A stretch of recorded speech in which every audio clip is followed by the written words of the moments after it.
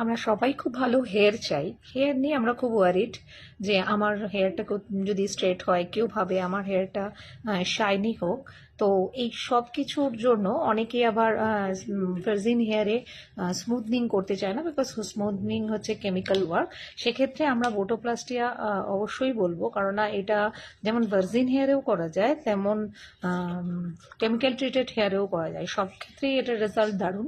আমরা আজকের যেটা করলাম সেটা হচ্ছে একদম ভার্জিন হেয়ার, কোনোদিন কোনো কালার পর্যন্ত হয়নি। ভীষণ ভালো একটা সাইন এসছিল। আমি বিফোর তো অবশ্যই দেব এবং দিয়েছি। যারা দেখবে তারা বুঝতে পারবে। আর বোটোপ্লাস্টিয়া করলে যেটা সব থেকে বড় প্লাস পয়েন্ট, যে এটা কোনো কেমিক্যালের মধ্যে নেই, পুরোটাই প্রোটিন, যেটা চুলের অ্যাটলিস্ট কোন রকম কোনো ক্ষতি করবে না।